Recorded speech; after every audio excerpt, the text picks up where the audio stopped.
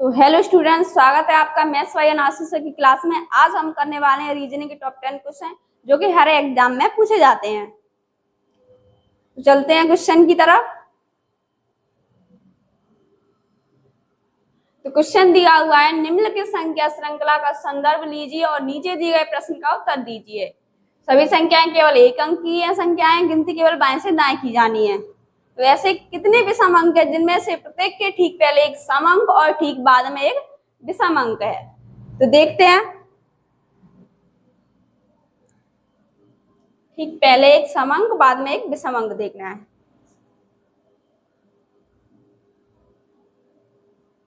यानी एक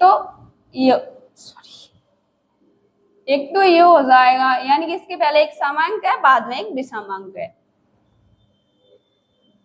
और एक ये हो जाएगा, इसके पहले भी एक सम है, बाद में एक विषम है। एक ये हो जाएगा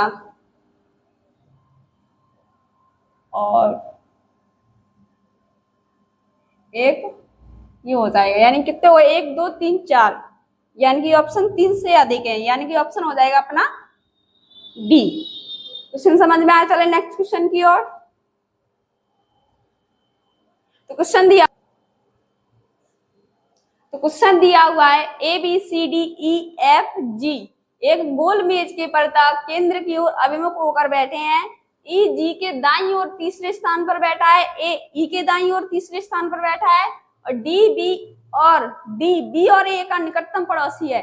सी एफ के ठीक दाईं ओर बैठा है। बी के बाईं ओर से गिने जाने पर एफ और बी के बीच कितने व्यक्ति बैठे हैं? यानी कि गोल मेज के पर्दा बैठे हैं। तो इनका मुख्य तल है केंद्र की ओर।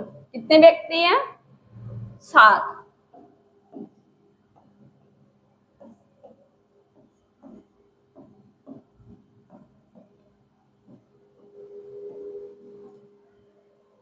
देखते हैं, ई जी के दाईं ओर तीसरे स्थान पर बैठा है, यानी कि जी का दायां किधर होगा? इधर। जी के दाईं ओर, यानी कि जी अपना यहाँ आ जाए, यहाँ बिठा देंगे तो जी का दायां किधर होगा? इधर। तो तीसरे स्थान पर बैठा है, यानी कि 1 2 3, यानी कि ई आ जाएगा अपना यहाँ। तो बोला ई के दाईं ओर तीसरे स्थान पर बैठा है। ए ई के दाईं ओर, ई का दायां किधर होगा? इधर, यानी कि ए अपना इधर आ जाएगा तीसरे स्थान पे। 1 2 3, यानी कि ए आ जाएगा अपना यहाँ। इधर बोला है डी बी और ए का निकटतम पड़ोसी है। डी बी और ए का, अगर अपन बी को यहाँ बिठाते हैं तो डी बीच में आ जाएगा, यानी कि बी और ए का दोनों का निकटतम पड़ोसी हो जाएगा। और सी एफ के ठीक दाईं ओर बैठा है। सी एफ के ठीक दाईं ओर, यानी कि एफ इधर आ जाएगा, एफ का दाईं ओर इधर होगा, यानी कि सी आ जाएगा अपना यहाँ। तो बी के बाईं ओर से गिने जाने पर एफ और बी के बीच, यानी कि एफ और बी और एफ, यानी कि इन दोनों के बीच में कितने व्यक्ति बैठे हैं? बाईं ओर, यानी बी का बायां होगा इधर। कितने व्यक्ति बैठे हैं? 1 2, यानी कि ऑप्शन हो जाएगा अपना ए। क्वेश्चन समझ में आया? चलें नेक्स्ट क्वेश्चन की ओर। क्वेश्चन दिया हुआ है, अंग्रेजी वर्णमाला क्रम के आधार पर निम्नलिखित 4 अक्षर समूहों में से 3 किसी निश्चित तरीके से एक समान है और इस प्रकार वे एक ग्रुप बनाते हैं। कौन सा अक्षर समूह उस ग्रुप से संबंधित नहीं है? तो देखते हैं, जैसे कि इनमें से 3 एक समान है, एक अलग से दिया हुआ है, तो वही अलग छांटना है हमें। तो इनकी नंबरिंग कर लेते हैं। ई कितने पे आता है? 5 पे। बी आता है अपना 2 पे। जेड आता है अपना 26 पे, यानी कि यहाँ से -3 किया हुआ है, और यहाँ से देखा जाए तो प्लस के 24 किया है। उसी प्रकार ये देखते हैं तो एच आता है अपना 8 पे, ई आता है 5 पे, और सी आता है अपना 3 पे। तो यहाँ से ये -2 किया हुआ है, यहाँ भी -2 की, सॉरी यहाँ पे -3 किया हुआ है, यहाँ पे -2 किया है। उसी प्रकार देखते हैं, ये डी आता है अपना 4 पे, बी आता है 2 पे, बाई आता है अपना 25 पे। तो यहाँ से ये -2 किया हुआ है, इसमें +23 किया हुआ है। इसमें देखते हैं जेड आता है अपना 26 पे, डब्लू आता है 23 पे, यू आता है अपना 21 पे। इसमें से अगर -3 करें यानी 23, इसमें से -2 किया, यानी इन दोनों में सेम कंडीशन है। लेकिन अपन पहले वाले में देखते हैं, तो अगर अपन बी को 2 की जगह 28 कर दें, यानी कि 26 से वर्णमाला खत्म हो जाती है, तो बी ए से स्टार्ट हो जाती है, यानी कि बी आ जाएगा अपना 28 पे। तो यहाँ पे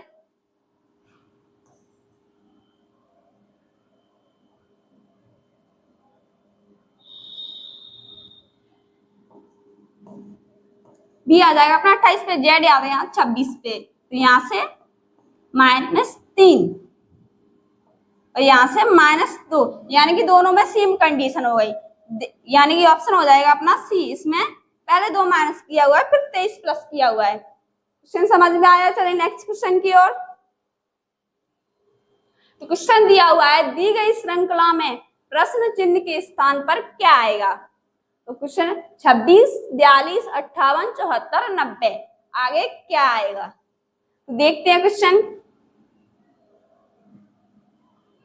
तो अगर इसमें से इनका डिफरेंस लेके देख लेते हैं, यानी कि इनका डिफरेंस है 16, इनमें भी देखा जाए तो इनमें भी 16 का डिफरेंस है, इनमें देखा जाए तो इनमें भी 16 का डिफरेंस है, और इनमें देखा जाए तो यहाँ भी 16 का डिफरेंस है, यानी कि ये 16 का डिफरेंस आ रहा है।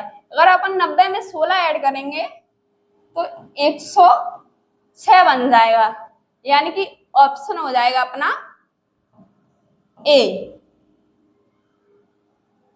चले नेक्स्ट क्वेश्चन की ओर।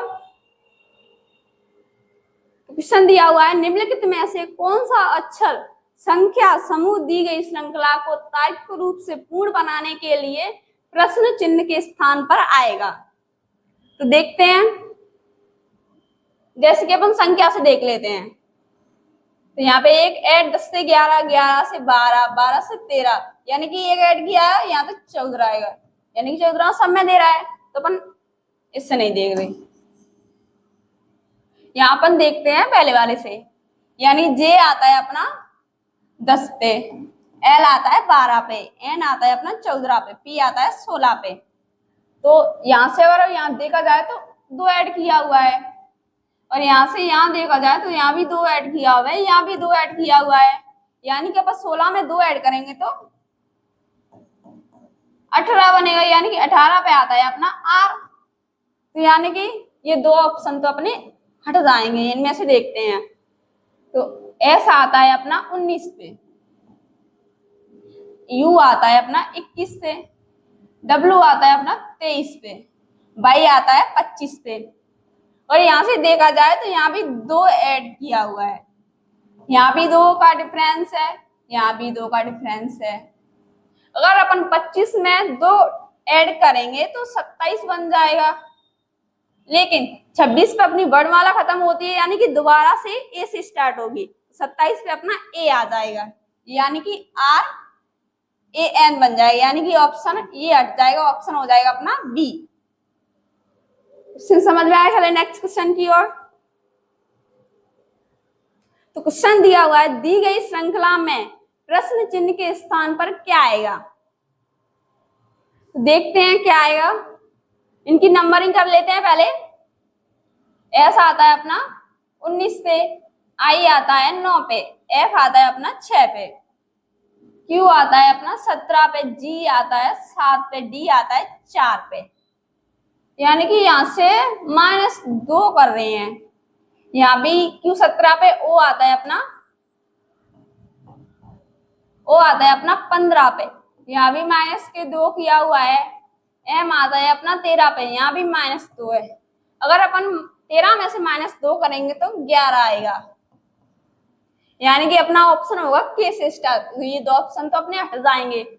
इनमें सेकंड लेटर सेम दिया हुआ है, यानी कि अपना लास्ट से देखना है। तो एफ आता है अपना 6 पे और डी आता है 4 पे, बी आता है 2 पे, जेड आता है अपना 26 पे। अगर यहाँ भी 2 माइनस किया हुआ है, यहाँ भी 2 माइनस किया हुआ है, लेकिन अपन b को 2 की जगह 28 कर दें, यहाँ पे 2 का डिफरेंस बनाना है, तो क्योंकि b तो 28 पे याद आया ना, क्योंकि 26 पे वर्णमाला खत्म हो जाती है, 27 पे आता है, 28 पे भी, यानी कि b को अगर अपन 28 पे बना ले, यहाँ पे -2 कर दे तो बन जाएगा अपना z। अगर यहाँ से अपन 26 से -2 करें तो 24 बन जाएगा। 24 पे क्या आता है अपना x, यानी कि ऑप्शन हो जाएगा अपना ए वाला। क्वेश्चन समझ में आया? चलिए नेक्स्ट क्वेश्चन की तरफ। तो क्वेश्चन दिया हुआ है, निम्नलिखित संख्या और प्रतीक श्रृंखला का संदर्भ लीजिए तथा नीचे दिए गए प्रश्न का उत्तर दीजिए। गिनती केवल बाएं से दाएं की जानी है, यानी कि इधर से इधर करनी है। सभी संख्याएं केवल एक अंक की संख्याएं हैं। तो ऐसी कितनी संख्याएं हैं जिनमें से प्रत्येक के ठीक पहले एक संख्या और ठीक बाद एक प्रतीक है? तो देखते हैं ऐसी कितनी संख्याएं, यानी कि पहले संख्या बाद में प्रतीक, यानी कि एक तो ये हो जाएगा, इसके पहले एक संख्या है बाद में एक प्रतीक है, और यहाँ पे दिया हुआ नहीं है, यानी कि ऑप्शन हो जाएगा अपना सी, क्योंकि यहाँ पे एक ही ऐसी संख्या है जिसके पहले अंक है और बाद में प्रतीक। क्वेश्चन आया समझ में? चले नेक्स्ट क्वेश्चन की तरफ। क्वेश्चन दिया हुआ है, एक निश्चित तरीके से EQ9 का संबंध HL-4 से है, उसी तरीके से MR13 का संबंध PM0 से है। उसी तर्क का अनुसरण करते हुए MU19 का संबंध निम्नलिखित में से किस विकल्प से है? क्वेश्चन देखते हैं। तो ऑप्शन देखते हैं। ऑप्शन के सारे लेटर यानी कि अलग अलग हैं फर्स्ट लेटर, तो फर्स्ट से ही देख लेते हैं से आएगा, यानी कि E आता है अपना 5 पे, H आता है 8 पे, यानी कि यहां से ये 3 प्लस किया हुआ है।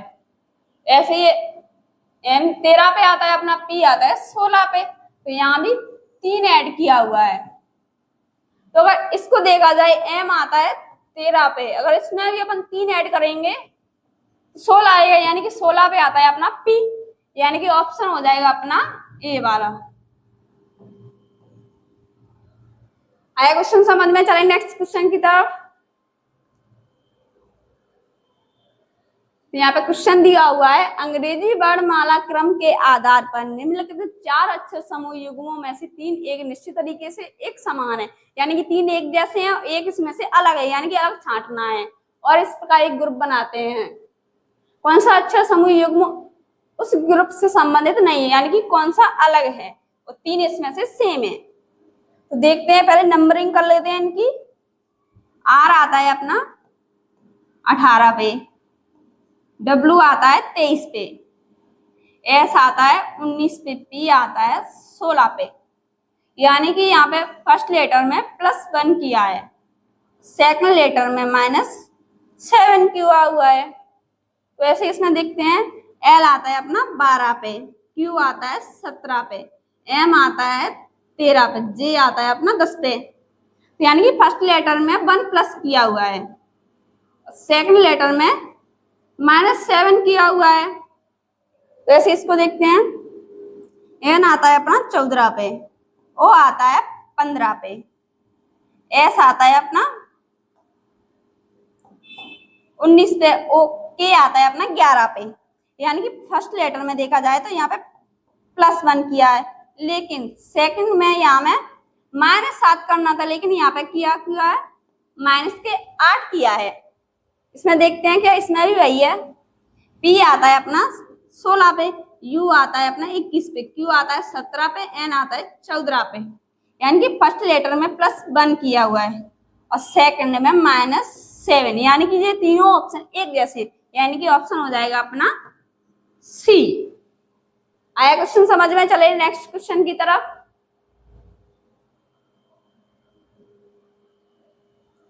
तो यहाँ पे कथन दिया हुआ है, सभी पेन वॉक हैं, सभी कोल्ड्रन वॉक हैं। निष्कर्ष दिए हुए हैं, कुछ पेन कोल्ड्रन है, कुछ वॉक कोल्ड्रन है। तो देखते हैं, सभी के लिए अपन क्या लिखते हैं 100, और पॉजिटिव सेंटेंस है तो 50। यहाँ पे सभी के लिए भी 100 पॉजिटिव सेंटेंस है तो 50। लेकिन अपन जैसे 100-50 का संबंध मिलाते हैं उनका सेंटेंस बन जाता है, लेकिन 50-50 का कोई सेंटेंस नहीं, यानी कि पेन और होल्डर नहीं मिल सकते, यानी कि उससे जो भी दिया हुआ होगा सेंटेंस वो गलत होगा। यानी कि पेन और होल्डर का पहला वाला दिया, यानी कि ये तो अपना गलत हो जाएगा। सेकंड वाला देखते हैं, ये सेकंड वाले से निकल के आ जाएगा। तो उसके लिए 50 पॉजिटिव सेंटेंस है तो 50, यानी कि 100 से 50 हो सकता है, लेकिन 50 से 100 नहीं हो सकता है। यानी कि अपना सेकंड वाला सही है, 50 का 50 दिया, 100 से 50 हो सकता है, यानी कि ऑप्शन हो जाएगा अपना ये वाला। तो आज के लिए इतना काफी है और मिलते हैं अगली क्लास में।